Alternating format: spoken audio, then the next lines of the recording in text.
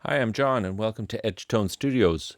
Those of you that have been following me, which is few, but some of you, know that I recently purchased a ridiculous item for my studio. I mean, it's completely insane. Like, I'm completely set up. I have this wonderful gear, and then this console came along, and I decided that thing must be fixed up, must be restored, and must sit in my studio, especially at the price I was getting it at. So I've decided to start a little video log of the restoration process. And so far, I've just done some initial cleaning and initial testing. So let's get to it.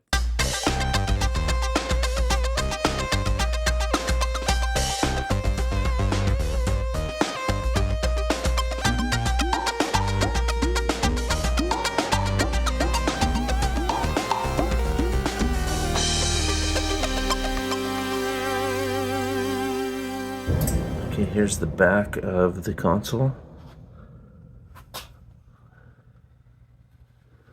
Just showing all the components. A couple cables that are snipped there. I gotta figure out what those are for. Got some dust. The back of the VU meters.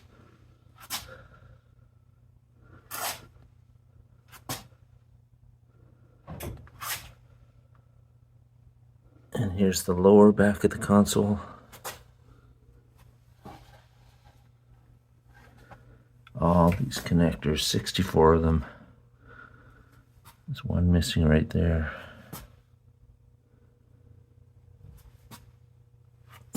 Power cables are all wrapped up in the back. And then all this stuff in here. You can see there's some corrosion right in there, but it's just on the frame, it looks like.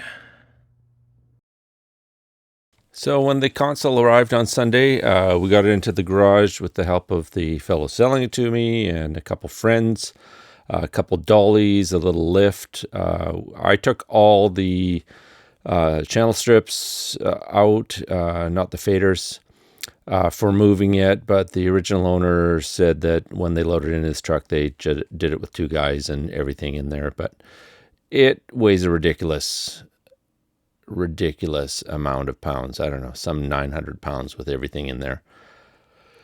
So I did an initial sort of inspection. I picked a few things out of the chassis here. There were some peanut shells that I weren't sure where they came from. I wasn't sure if any creatures were able to get into the storage area where this thing had been stored. I think that more likely they were just something that had fallen through from previous humans using this console. And I looked everything over, and I knew that first thing I was going to need is a complete dusting and cleaning. So I got the shop vac out and basically did this on the Monday. It arrived on Sunday. Monday, I was cleaning it out. I started to have that feeling of, oh my God, what have I done? What have I gotten into? But you know, overall, it was pretty clean on the inside. There was some dust. There was like one dead spider, a little bit of cobwebs at the back. You know, I just tried to make sure I did an initial clean. And then my goal was to really start cleaning this thing, but that is really not the first thing I got to doing. So while I was videoing, I did a little bit of dialogue, but unfortunately I had forgotten that I had disabled the audio on my DSLR camera because I was using it for live streaming and using my digital mixer for the audio. So we don't get any of that commentary on the back here.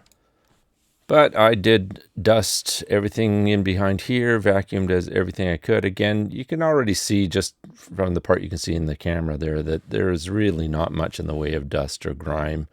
Little bits of dust and spider webs sticking to components, but not in a way that is gross. The fader strips themselves are gross. The channel strips themselves are gross. They're going to need a complete pulling apart and maybe even washing in water for the actual metal panels, but at least isopropyl alcohol. So then I said something I'm sure was incredibly clever about two-shell connectors. Probably talked about how I don't know if I'm supposed to say touch-shell, two-shell. There's some sort of connector. There's 30 pins. They look like this. They are big. They are unruly. But they're all here, and I don't have to buy any. I have far more than I need. I'm not going to need every connection on this console. So I took them off one at a time here. Eventually, some of them were stuck. So I tried for a bit, but then eventually came back to those after I finished videoing this segment. Then with those off, I quickly vacuumed the connections, but there was really not really any need. There was no dust really in here, but I got what I could out. Yeah, I got all of these connectors off. Some of them were just really tight. Took a little bit of hurting my fingers. Interesting, there's like a DB25 and a DB9 pin right there. I wonder what those are for. But everything looks pretty clean. Most of the dust is gone. You can see behind the VU meters, it's all clean. I got to figure out what this board is for. Maybe it's for the automated fader control. Maybe that's why it's been cut off here, and a couple cables cut here. That might be something that went in there before. Okay, more cleaning to do. Next, I thought I'd take a look at the patch bay, so I took off the plexiglass covers and these printed labels and started contemplating how the heck am I going to make these printed labels with all these little holes in them to exactly fit this patch panel with the labels I want to have on them for whatever I connect. But that's a problem for future John. And then I got clever and decided to do a stop motion video of me taking out all of the faders. So that was pretty quick. Okay, well, filming a stop motion here of taking out the faders. One of these is not a regular fader control. I assume it's some sort of bus. So I just thought I'd get a picture of how that was connected before I take it right apart. Okay, I just got all the faders out.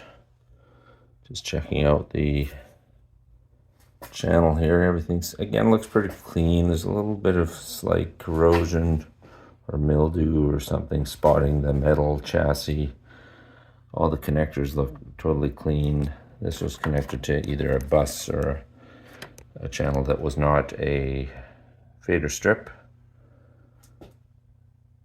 And now I'm also starting to contemplate, this color is the most boring, ugly green gray. I don't know what even you call that. And maybe I could just get it re-enameled in a different color. That would look really slick.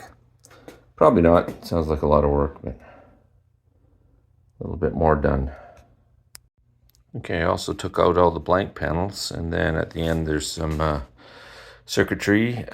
This is the CAF, I believe. That is the computer-controlled automated faders. And this is also part of the CAF circuitry, so that all goes together. And this module was completely separate. It's not connected to anything. It's just got some BNC connectors. So I believe this is something for switching cable feeds.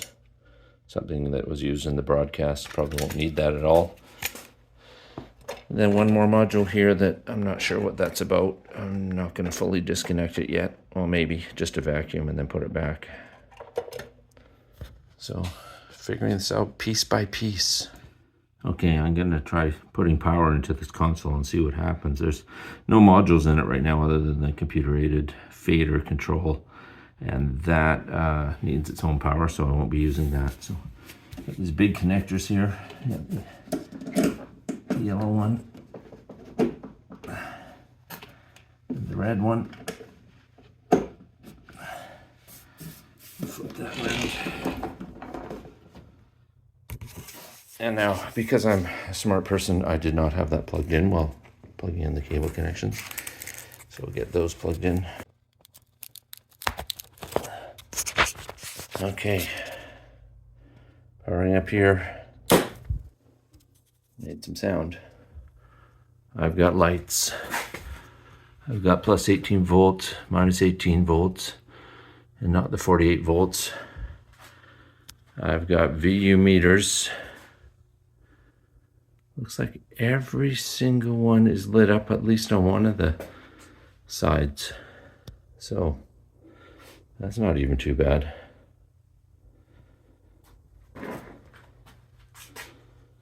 And here comes the danger. 48 volts. 48 volts. Looks like everything's there. So I could literally start adding modules and make sure that things fire up until I get things working. But I'm going to need some audio connections at the back to test anything audio-wise. So not sure what I'm going to do next. Maybe clean the patch bay. I just really wanted to see if the power came on. That is so wild. Let's see it in the dark.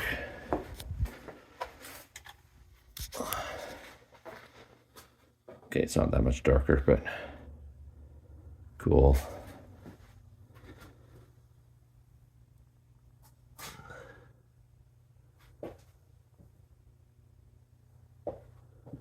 I got no words.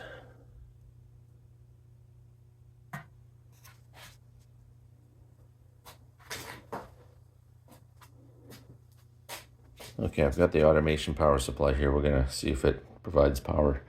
So this time it's a blue connector. Okay.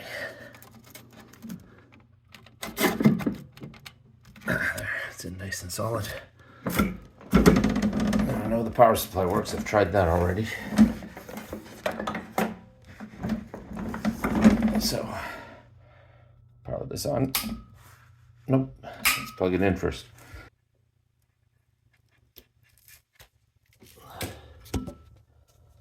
Okay, here we go. We got lights. And up on the automation panel, we see the plus minus 12 volts. Not sure what that plus 5 volts is for. But there's power going there. I don't have the computer to run this thing, so. Oh well, that is pretty well that. Power this off and let it drain bit by bit. It takes so long.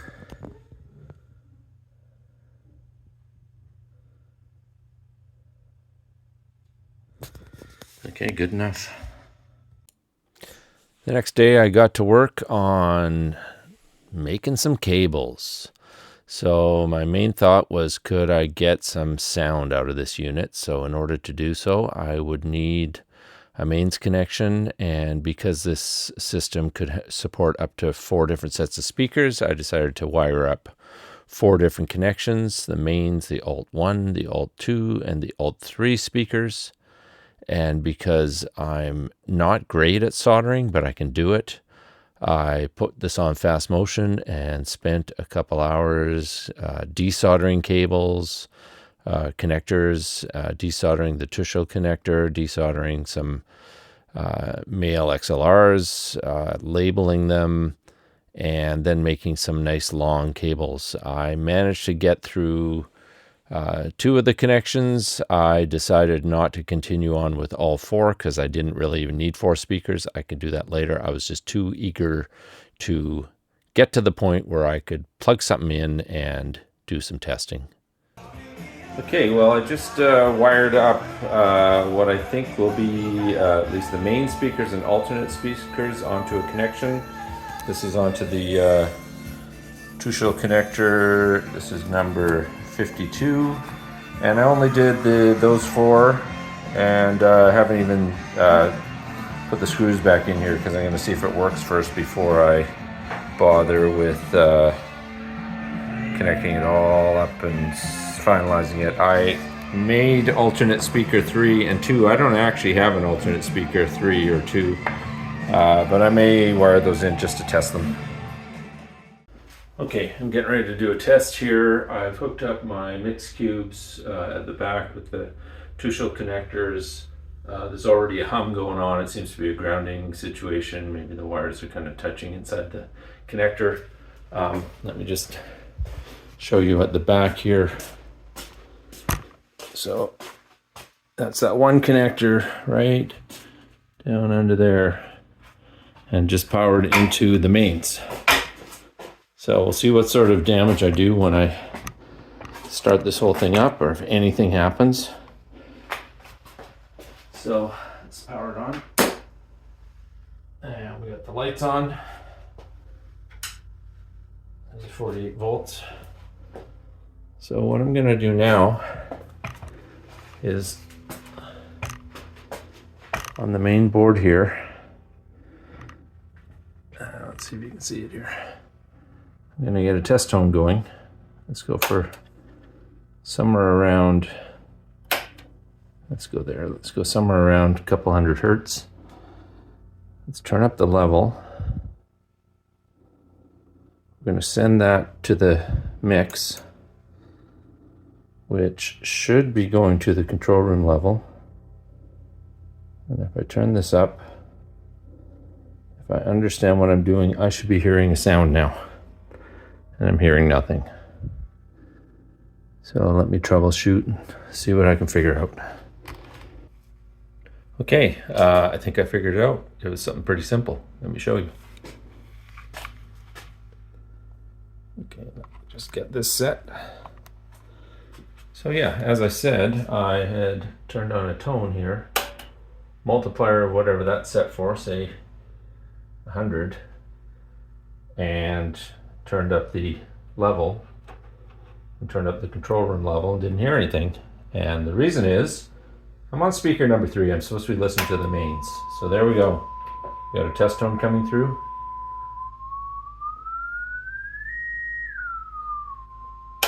We got times 1. It's very low.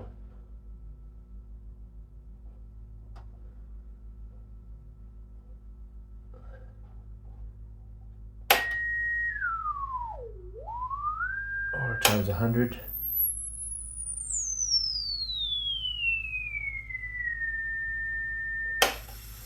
But white noise. Well, of course, no frequency. Pink noise. And level there. This is as loud as it gets, so that's a kind of questionable. I don't know why this switch is not working. But this unit is making sounds.